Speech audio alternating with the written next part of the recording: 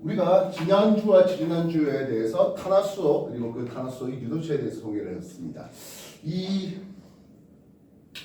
탄소화물 특히 유기화학 쪽은 결국엔 명명하는 게 거의 뭐 내용이 전부예요, 그죠? 명명하다 보면 그 명명한 이름 안에 이제 내용이 그 물질의 성질이 다 들어있는 것을 볼 수 있습니다. 이게 뭐 올로 끝나는지 뭐 알로 끝나는지 그런 거에 대해서 오늘 할 고분자네요.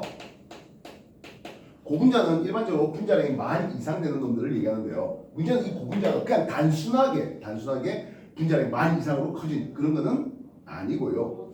단위체들이 모여서 이걸 우리는 중합이라는 이름을 씁니다. 중합해서 고분자를 만드는데 이 중합의 방법이 크게 두 가지로 나눌 수 있습니다.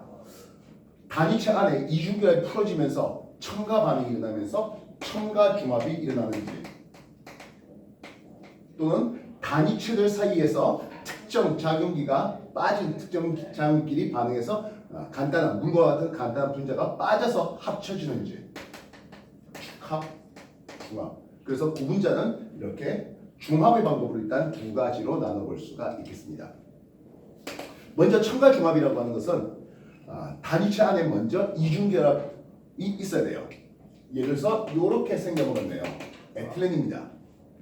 이 에틸렌이 옆에 있는 에틸렌과 여기에 공유전자 하나가 이쪽으로, 공유전자 하나가 이쪽으로 와서 새로운 단일 결합을 만드는 거죠. 그렇게 해서 탄소 사이에 이중결합, 우리 교회 이제 파이본딩은 배웠죠? 안 배웠어요? 시그마 파이본딩 안 배웠어요? 예, 그지. 파이본딩 하나가 쉽게 끊어지면서 이렇게 탄소 간의 단일결합만 남고 또 옆에 놈과 단일결합하면서 N 많거든 해버리는 이게 첨가 중합이 되겠습니다. 그래서 첨가 중합은 주로 이름이 폴리를 쓰고 요 단위체 이름을 쓰네요. 그럼 폴리에틸렌, 폴리프로필렌, 폴리사이렌 이런 식으로 단위체 이름을 앞에 폴리 써서 고분자 하겠습니다. 그럼 축합중합이라는 것은 작용기들 사이에 뭔가를 뺀다 해야 될 거 아니에요, 그렇지? 그래서 그 빼는 방법으로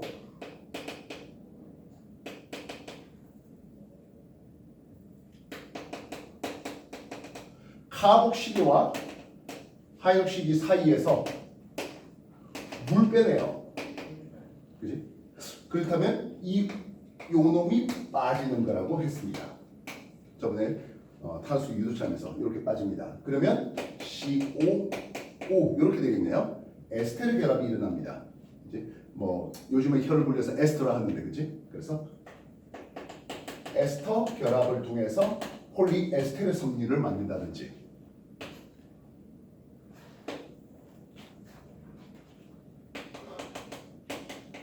카복시기와 아민기 사이에서 역시 마찬가지 이렇게 해서 물 빼내요. 그럼 남는 게 CO,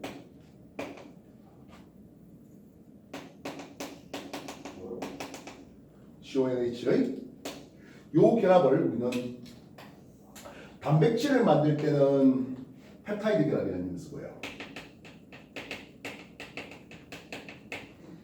결합이라는 이름을 씁니다. 또는 이제 나일론 섬유 같은 거 만들 때는 아마이드 결합이라는 이름을 씁니다. 그렇게 중합을 시켜볼 수 있겠네요. 지금까지 한번 정리해 주십시오.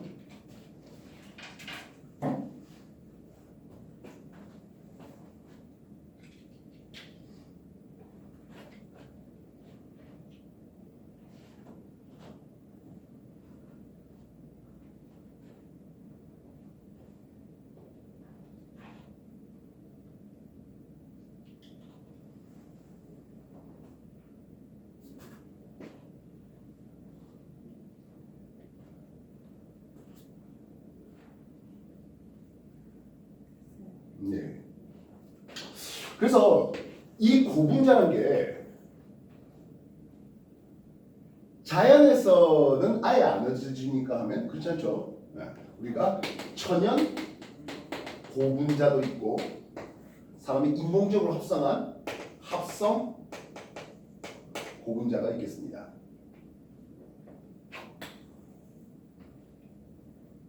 그래서 수지, 섬유, 고무 이렇게 해서 결국엔 천연수지와 합성수지로 천연섬유와 합성섬유로 역시 천연고무와 합성 고무 이런 것들로 따져볼 수 있을 것이겠습니다.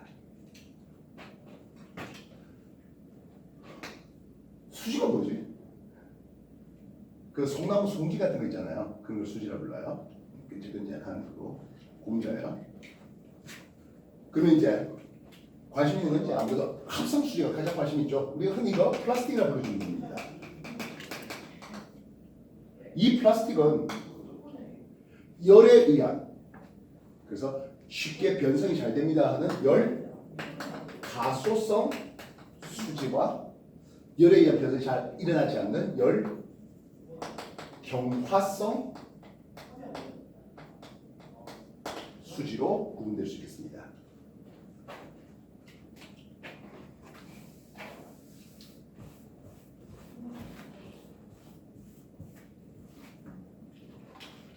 자, 먼저 합성수지에 대한 내용들로 소개합니다. 합성수지를 만드는 방법은 아까도 봤다시피 첨가중합과 그리고 축합중합이 있죠. 그래서 1번 첨가중합을 통해서 만들어 볼까 하겠습니다. 첨가중합을 통해서 만들면 단위체가 이렇게 되겠네요. 에틸렌입니다. 그지? 그래서 쉽게 첨가되면서 만들어진 고분자가 되면 이런 식으로 쓸 수가 있습니다. 아까 봤다시피 폴리에틸렌 된다고요. 여기 하면서 이쪽에 CH3가 더 있네요. 뭐 이거 다 수소예요. 탄소 3개입니다. 이중계를 쓰니까 프로펜 하는데요. 프로펜. 관용명은 프로필렌이라는 이름을 쓰기도 해요. 요 놈의 이름이 관용명으로 에틸렌. 물론 IP 정식명칭은 에텐이죠. 네. 근데 에틸렌이라는 이름이 워낙에 관용명으로 많이 쓰이고 마찬가지 이것도 프로펜 되는데 그지? 프로펜 이중결합이 있는 프로펜 되는데 프로필렌이라는 이름으로 관용명을 쓰고 있습니다. 그렇다면 이게 첨가되면 이 밑에가 CH3가 되겠죠. 그럼 이름의 폴리프로필렌 이렇게 쓰고 있습니다. 즉 단추 앞에다가 뭐를 붙인다고? 폴리를 붙이면 되겠다고요. 이해되셨습니까? 그렇다면 여기에 벤젠폴리가 이렇게 하나 붙었어요. 스타이렌이라는 이름을 씁니다. 그러면 첨가되면 벤젠폴이 붙은 이게 폴리스타이렌 되겠습니다. 이 폴리스타이렌 만들 때 공기를 불어넣으면 발포 폴리스타이렌, 스티로폼이 되는 거예요. 이해되시겠습니까? 좀 전에 우리가 열 가소성 수지와 열 경화성 수지가 있댔잖아요.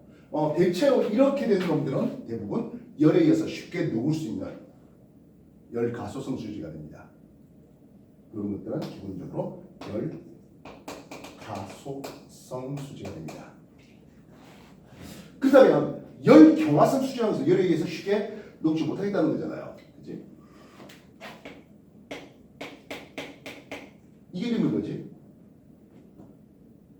페놀이죠. 지난주 공부 했어 안 했어? 안 했어요? 설마? 자, 페놀입니다. 역시 마찬가지 이쪽에도 페놀이 있습니다. 여기에 폼알데하이드라는 물질이에요. 여기 당연히 수소가 있는 거죠. 이쪽에 수소가 있어요. 그치? 그래서 이놈들이 반응을 하면 수소, 산소, 수소 이렇게 뺍니다. 물 빠지겠죠. 밑으로 내니까 물 빠지겠습니다. 그러면 이놈들은 OH 페놀 사이에 요 탄소에 수소 두 개 돼 있는 요렇게가 붙어지겠죠. 알겠습니까? 근데 말입니다. 이 수소 빠질 자리가 한 군데뿐입니까? 여러 군데 있죠. 그러다 보니까 이 결합이 거대 그물 구조로 만들어져요. 얘네들은 그냥 길쭉하게 만들어진다면 얘네들은 거대 그물 구조 만듭니다. 그렇게 거대 그물 구조 만드신 이런 것들은 열의 잘 변성이 잘 안 돼요. 열 경화성이라는 게 있습니다. 그래서 이 이름이 페놀에다가 폼알데하이드를 이용해서 만들어서 이 이름이 페놀 수지가 되고요. 최초의 합성 고분자가 열 경화성 수지로 요 페놀 수지가 되겠습니다. 제품명은 베이클라이트고요. 처음에는 이제 상하로 코끼리 엄니 상하로 당국을 만들다가 그 코끼리 계속 이제 사용당하니까 대체제로서 사용할 것들을 만들어야 해서 제일 처음 만든 게 이 페놀 수지 베이클라이트가 되겠습니다. 페놀 수지 외에 이걸 멜라닌으로 바꾸면 멜라닌 수지. 그 요즘에 내가 뭐 분식점을 안 가서 그런데 분식점에 그릇 있잖아요. 알록달록한 그런 그릇 멜라닌 수지 만들고 있습니다. 요소를 바꾸면 요소 수지가 되겠습니다. 기본적으로 폼알데하이드 중에 끼어 있어요. 이해됐습니까? 그렇다면 열 가속성 수지와 열 경화성 수지로 열에 의해서 나눴잖아요. 왜 이렇게 나누겠습니까? 하면 열 가속 수지는 간단해요. 재활용이 가열하면 돼요. 가열해서 전체적으로 녹이면 돼요. 그리고 나서 다시 새로운 성형 틀에 도움이 되는 거죠. 알겠습니까? 그래서 얘는 열에 의해서 쉽게 재활용 가능합니다. 그래서 보통 일반적으로 이 재활용하면서 여기에 뭐 PE 이렇게 써놓고 있습니다. 열에 의해서 쉽게 재활용 가능하다. 반면 열 과학 수준은 쉽게 재활용할 수가 없어요. 그러다 보니까 이런 열 경화성 수준을 만약 재활용하려고 하면 산소가 없는 상태에서 열을 엄청 가해서 열분해시켜서 원래의 원료 물질로 되돌리는 방법으로 사용해야 되는데 뭐 당연하게도 에너지가 많이 들 수밖에 없습니다. 그래서 보통 일반적으로 열 경화성 수준은 리사이클 표시에 other라는 해면서 재활용 못합니다라는 형식으로 쓰고 있습니다.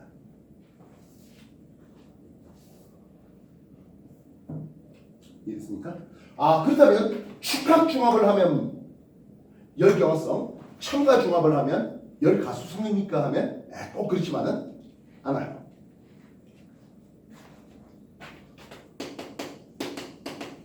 요거 프로이드 좀 바꿨습니다. 프로이드 바꿨습니다.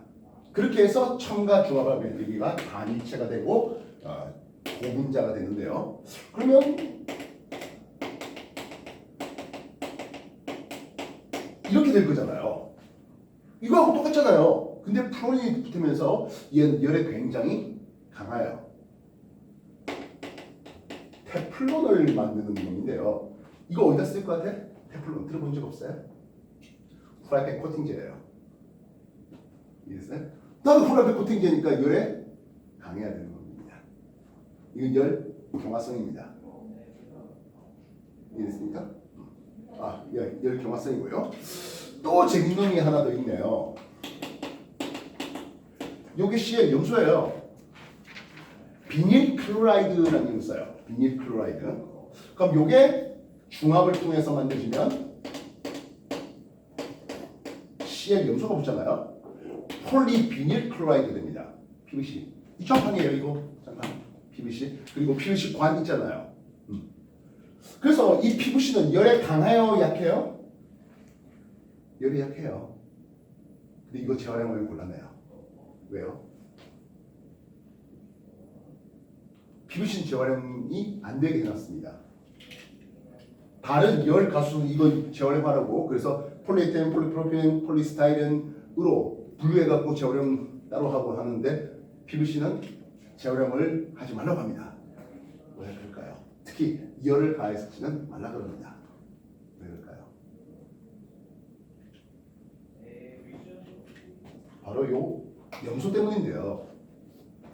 그러니까 PVC를 태운다라는 생각을 해본다면 공사장에 뭔가 플라스틱 넣는데 시커먼 연기가 팍 피어오르는 경우들이 좀 있어요. 이런 것들은 그렇게 크게 연기들이 뭐 많이 독성을 내뿜는 그렇지는 않은데 요 염소하면 불완전 염소를 통해서 다이옥신을 만들어요. 대표적인 다이옥신이 벤젠고리, 탄소 뭐 이런 식으로 하면서 여기에 CL이 잔뜩 있는 이런 것들을 만들어요. 당연히 발암물질이고요. 환경호르몬들을 많이 만들어내는 그런 놈들이에요.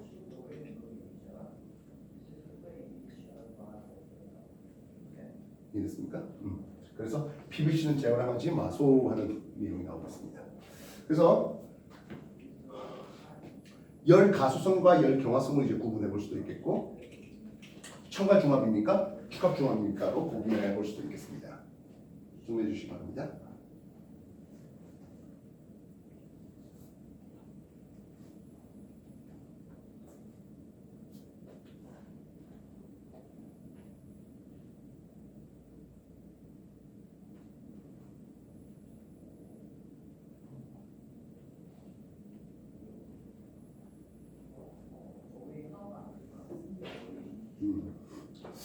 섬유 실이죠.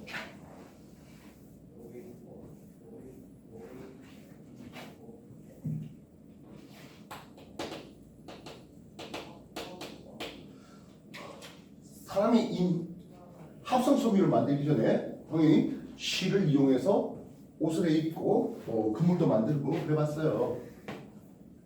천연 섬유 어떤 것도 있을까요? 일단 제일 만만한 건 면일 겁니다. 면 아니죠? 이건 면 아닌데? 당신 입고 있는 옷이 이제 면 섬유제가 되잖아요. 면 섬유는 단체가 뭘까요?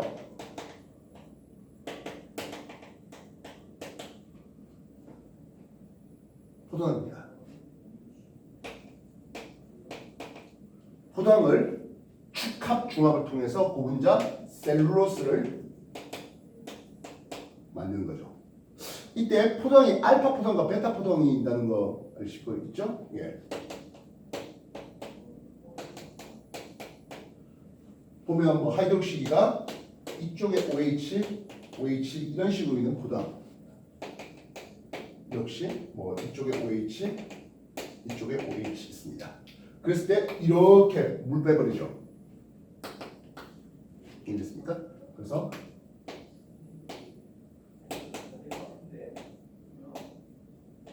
힘들어. 이런 식으로 해서 이걸 글루코스 결합 또는 뭐 에테르 결합이라는 얘기를 쓰는데 이렇게 알파 포도당이 축합 중합을 통해서 쭉 만드시면 얘는 녹말입니다. 녹말로는 섬유를 만들 수가 없죠. 물론 뭐 녹말로 섬유 만들어갖고 뜯어먹어도 되겠습니다만은 반면 베타 포도당이 이렇게 되면 베타 포도당이 축합 중합을 통해서 만들면 셀룰로스가 만들어지겠습니다. 그때는 이제 O가 지그재그로 되겠죠. 사람은 셀룰로스를 소화시킬 수가 없는데요. 뭐 다른 어떤 놈들은 셀룰로스를 소화시킬 수 있고요. 셀룰라하지 않은 소화 요소가 필요하겠죠. 그렇게 해서 면을 만드는데 면의 가장 장점은 뭐예요? 당연히 흡수성이죠. 셀룰로스의 장점 흡수성, 물기를 흡수하는. 그래서 속옷이라든지 수건 이런 것들의 재료로 사용되고 있습니다. 천연섬유로 면 말고도 울이라고 합니까? 뭐 이런 식으로 씁니다. 얘는 단백질입니다. 그리고 뭐 비단, 실크 이런 것들은 단백질입니다. 그럼 단위체는 당연히 아미노산이 되어야 되겠죠. 이해됐습니까? 그래서 아미노산이 단백질 되는 과정 축합 중합입니다. 결국에 아미노산이다 보니까 CO, OH, 알키로한 이쪽도 마찬가지겠죠?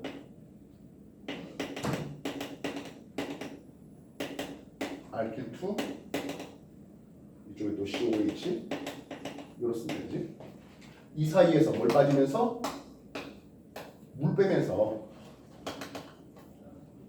그래서 쭉 이어지겠네요. 단백질 쪽이다 보니까 이 결합은 펩타이드 결합이라는 이름을 쓸 수 있겠고요.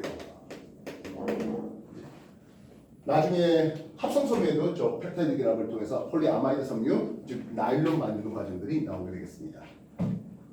알겠습니까? 그래서 천연 섬유에서도 우리가 면이라든지 뭐 비단과 같은 이런 천연 섬유를 사용했습니다만은 인류의 이제 섬유 요구도가 많아지면서 이제 합성 섬유를 만들게 되겠죠. 일단 천연 섬유. 그럼 얘의 단점은 뭡니까? 이 단점. 실크의 단점 들어본 적 없을까요? 요즘에는 뭐 비누로 빨래를 하는 일이 좀 드뭅니다만은 이런 단백질 섬유다 보니까 비누로 염기성으로 하다 보면 녹아요. 그래서 줄어드는 그런 단점이 있죠. 그래서 다른 중성세제, 즉 염기성 세제가 비누 말고 염기성 세제 말고 비누란 게 알고 보면 인류의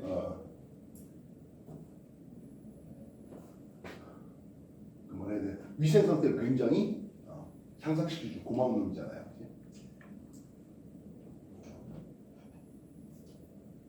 그러면 합성섬유 들어갈까요? 네.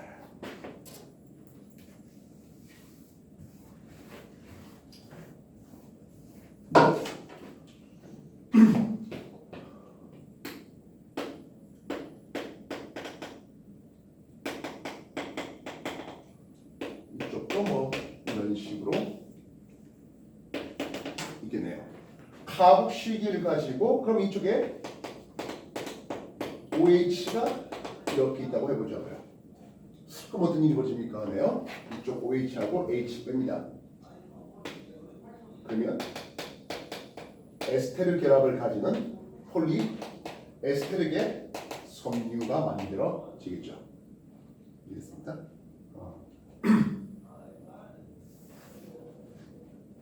이름이 테르프타스 하는 아마 그럴 거예요. 사람이 이건 이런 걸 굳이 외울 이유는 없고요. 그래서 테를린이라 불러주는 전 세계에서 가장 많이 합성되는 그런 섬유입니다. 주로 폴리에스테르계 섬유 얘네들의 장점은 잘 구겨짐이 없다는 게 장점이 되고 있습니다. 물론 흡수성 많이 떨어지죠. 그래서 폴리에스테르 섬유하고 면 섬유를 섞어서 만드는 경우들이 좀 있습니다. 만약에 이런 놈한테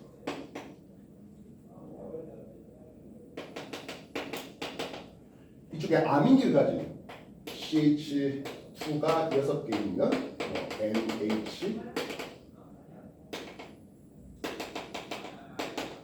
이런 아민기를 가진 놈하고 합성시키면 요거 빠지겠죠.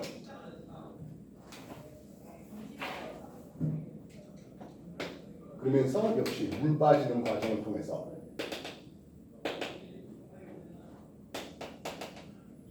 CO, NH 이런 폴리 옛날에는 아미드라 했는데 여기는 요즘엔 발음이 아마이드 결합을 가지는 폴리아마이드 섬유 즉 나일론을 만들 수 있습니다. 나일론의 최대 장점이 무엇이에요? 나일론 장점? 단위 면적당 강철보다 강도가 훨씬 더 강하고요. 흡수성이 부족한 장점 및 흡수성이 부족한 장점을 가지고 있습니다. 즉 속옷의 재료로는 나일론 썼다가는 흡수가 안 되니까 잘 안 죠. 근데 그물을 만들겠다 생각을 해보자고요. 그물이 이걸로 그물 만들면 물 한 그릇 하면 끌어올릴 수가 없겠죠.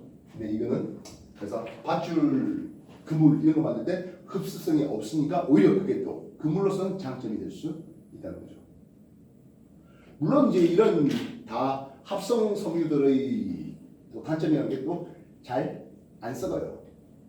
그래서 뭐 바다에 버려지고 산에 버려지고 이거 다 분해가 잘 안 되는. 뭐 요즘에 이제 계속 문제가 많이 나오는 게 플라스틱을 이제 사람이 쉽게 쓰는데 나중에 뭐 미세 플라스틱 하면서 되돌아오는 그런 내용으로 나오고 있습니다. 정리해 주십시오.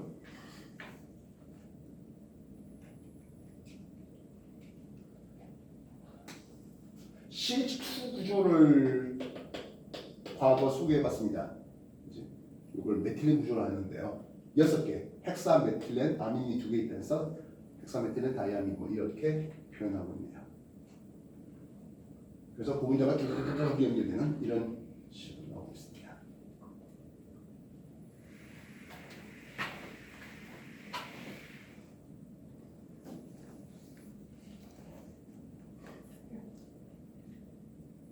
저희 좀 된 것 같습니까?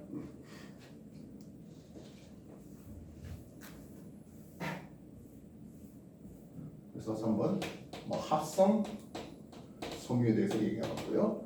천연 고물 한번 생각해 봅시다.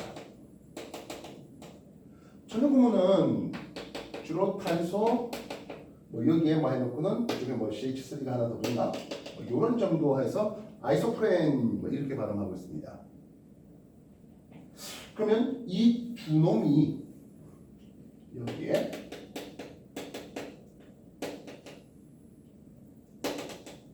하면 어떤 일이 벌어집니까네요. 이쪽에 이중결합이 풀어지고 여기도 이중결합이 풀어집니다. 이쪽도 이중결합이 풀어지고 이중결합이 풀어지면서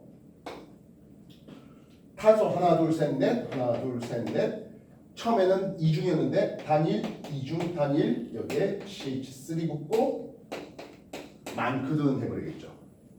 이게 일반적인 천연 고무의 모습입니다. 근데 천연 고무만으로는 당연히 수요가 딸리고 또한 천연 고무로서 만약에 우리가 타이어를 만들면 그 타이어 며칠 붙습니다. 그래서 5번째 합성 고무를 만들어 볼까 하는데요.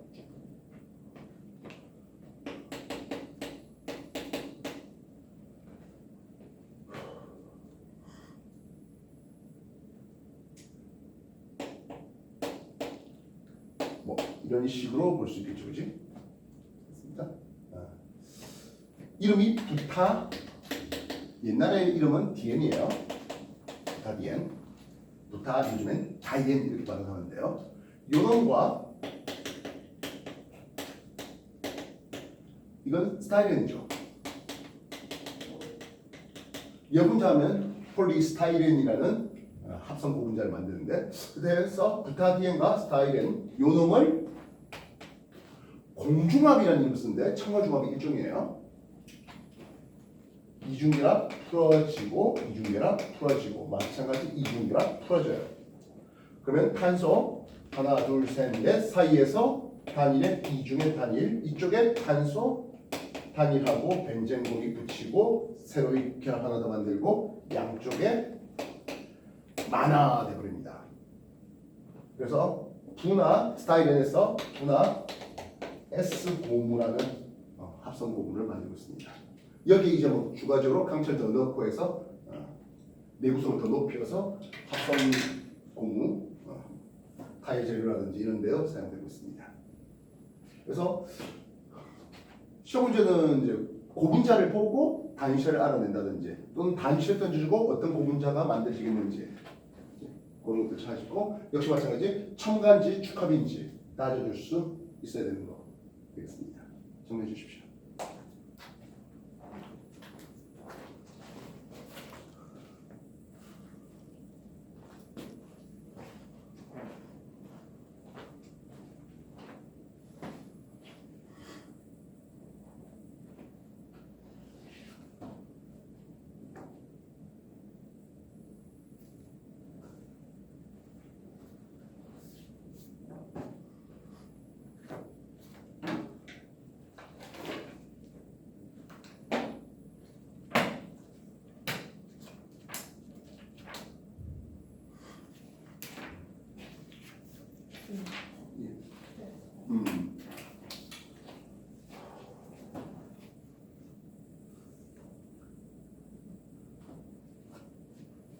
그러면 제일 처음에 한 게 이제 탄화수소 및 그 탄소 그리고 그 유도체 뭐 고분자 이런 게 뭐 학교에서 동영상 몇 개 올려준 거면 거의 다 하지 않았을까 싶은데